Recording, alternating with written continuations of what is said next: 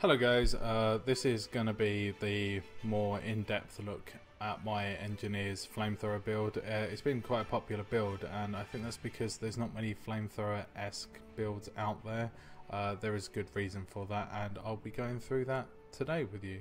So first of all, we're going to start talking about the basic build, which is you're running a set of armor. Again, I always run Celestial because I feel that stat conversion for an engineer is so important that actually having the highest number of overall stats, so that's adding up power, precision, healing power, toughness, frosty, vitality, makes a huge difference. And the fact that the engineer is so versatile, this is the best set for it overall. Now this build can work well with toughness, vitality, as well as power, and also knight's gear. But that is a balance that you will have to play around with for your own personal preference. This one gives you the most all-round look at the set itself, to be honest. As you can see, my effective level is very low here, so we'll talk about the stat numbers as I go through them. You can see as I hover over, it gives you an idea of what we're actually looking at number-wise. But I'm running a pistol. Now that's important because I have the 7% crit sigil, so sigil of accuracy, as well as the sigil of strength. This is to further increase how much might I can stack, and that's where most of our power is going to be coming from. Even though my might has been nerfed as such, it does still give you a significant power boost, and that's why we're mainly running it. So if we look at the traits, I've taken 2, 6, 2, 4. Now these are a little bit more flexible than most setups, so you can again play around with it as and when you feel you want to change things up. I take exploit weakness just for the extra damage below 50% and the reduction in movement speed. Precise sights, more damage. Because you crit so much and you hit so much with a flamethrower, you stack vulnerability up very quickly. It's the best trait on this line, apart from Juggernaut, which is the most powerful one.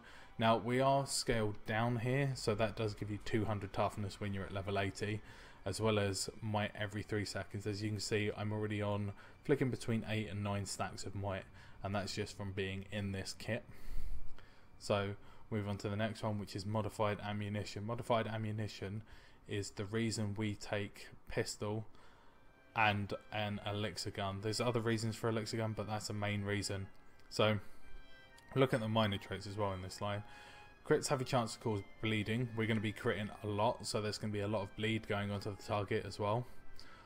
We get increased critical chance when it's below 50% threshold, so this helps as well. It gives us again more damage because crit damage flatline is going to be 150%, but we're actually at 183% in total.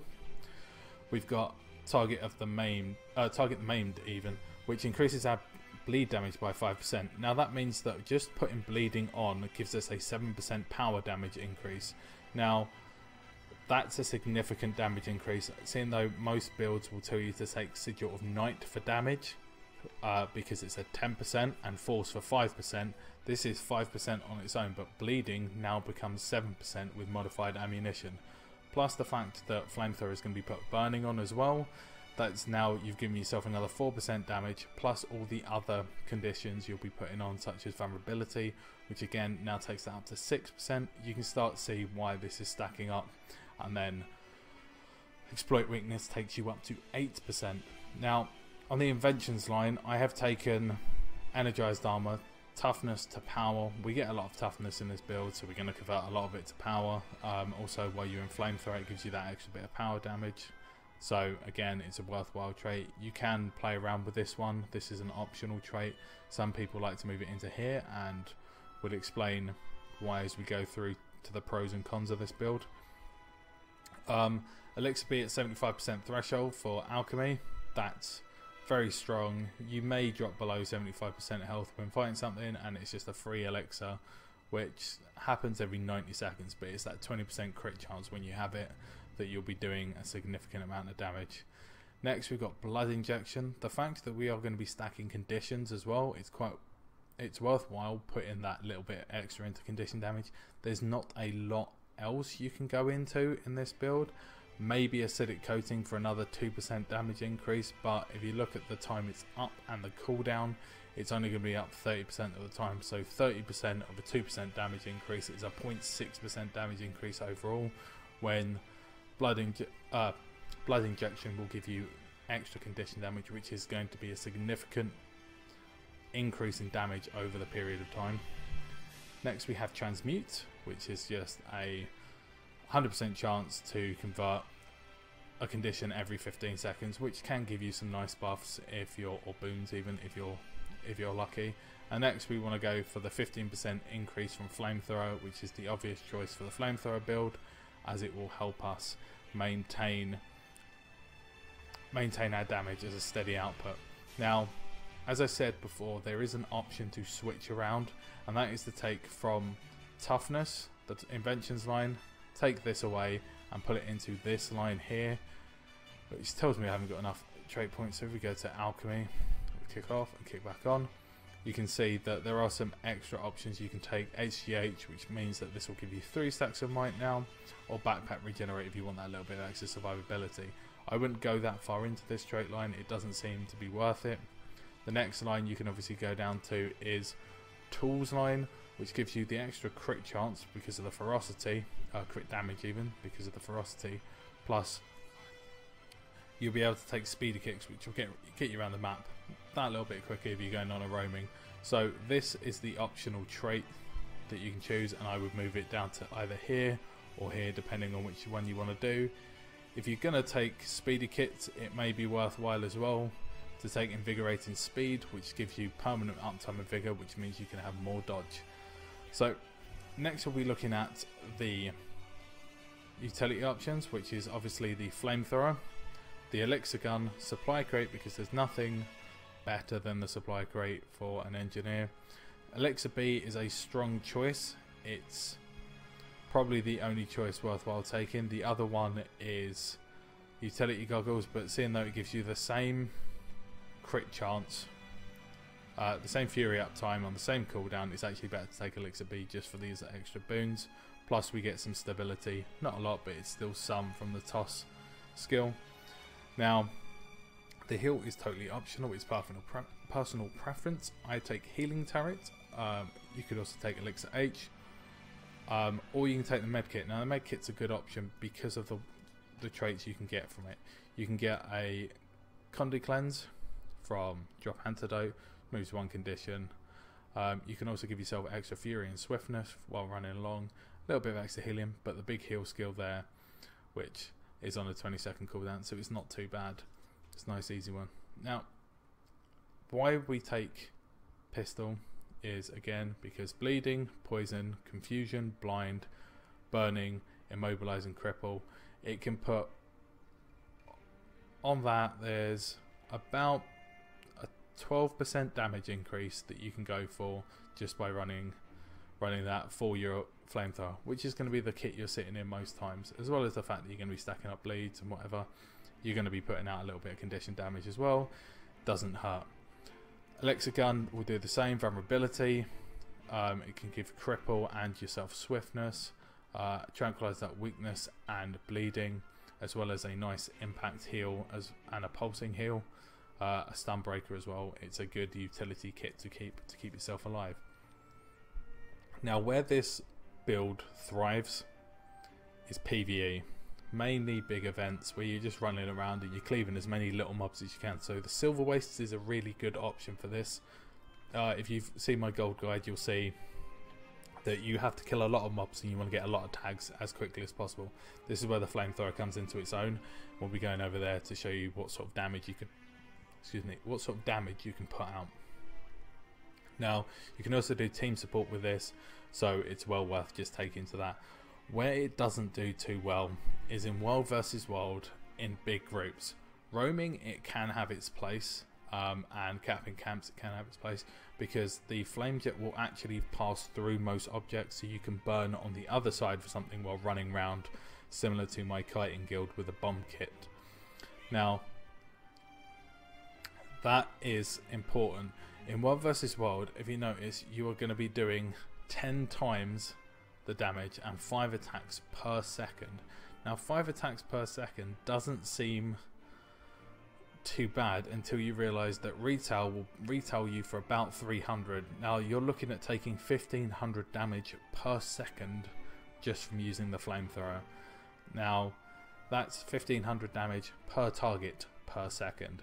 You can hit 5 targets and that suddenly becomes a significant amount of damage coming back at you just from retail.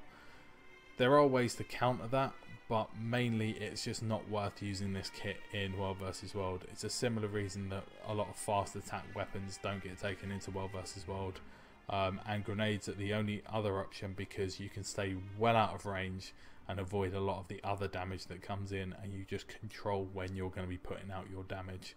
This auto attack, if you press it, sometimes you can leave it on. You don't want to constantly press 1 the whole time. It can cause you huge issues. So now if we just go over to the silver beasts, I will quickly show you exactly what this build can do. On my utility bar, I'm running the food that I normally run for this, which is just the nourishment from the birthday booster. If you've got that, it's the karma food that celestial food that I normally run, as well as pumpkin's blessing. It's not the best in the world to run, but it does do the job. So you can see that I put a lot of conditions on, and then with a flamethrower it pulses a reasonable amount of damage every few hits, and that's before I've stacked up might and condition. Where it becomes really strong is when you can get a large group of enemies together and you can cleave them all down in one big hit. So here's a group of enemies. As you can see, I'm cleaving them all together. I can blast through for a little bit of extra damage, and I'm not really worrying about my health too much. I can increase my health if I need to. I'm just pressing the heal button obviously, but you can see I got to 18 stacks of might, and that wasn't really doing anything particularly difficult. Just cleaving. This guy won't attack me, but we can see the sort of damage numbers that I'm coming out. This is with tough bark on as well, so you can see the bleed stacks coming up here. Tough bark. Don't seem to be getting any numbers from him at all for some reason. I believe that he's... there we go. Bugged out. This guy there is behind me. I can smoke screen to give myself some more survivability. Nice little bit burst there. And again, not particularly worried about those bleeds. I can clear conditions very, very effectively. And how I do that is to just use the elixir gun and put the pulse down on the floor. You can also use antidote, and if I'm running along I can use this 1, 2 and 3 to heal myself a little bit more. Give you a little bit more demonstration of sort of the cleave damage you can do. Just easy, nice 10 stacks of might constantly ticking up, and those bleeds not doing a huge amount of damage, but it's an extra 1000 every second, an extra 1000 DPS, which you can increase by just popping on some conditions, put some burning on, put some more burning on, and again now we're ticking up a reasonable amount of damage on this enemy. So it's a good all-round farming build. Just have to walk into an area where there's a lot of enemies and cleave them down. This guy is going to do reasonable damage because that's the way they've designed him. He'll charge you, put yourself down a flame wall, and you can blast it with your own blast finisher. And you can see I'm just kiting around. I've got the ability to move a lot. I'm going to be constantly hitting him, detonating those extra heals.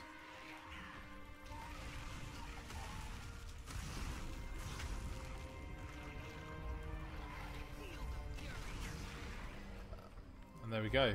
Just got myself a little event chest and some extra loot. So that's it guys, that is my overall flamethrower build. Give it a go, it's well worth trying for at least for a little bit. But like I said, don't try and use it in World v World. It may make you dead very quickly and a very unhappy engineer. So take care guys, I will see you next time for another build where I will be talking mainly about the toolkit and how you can build yourself around a decent build yourself a couple of builds around the toolkit. Bye for now.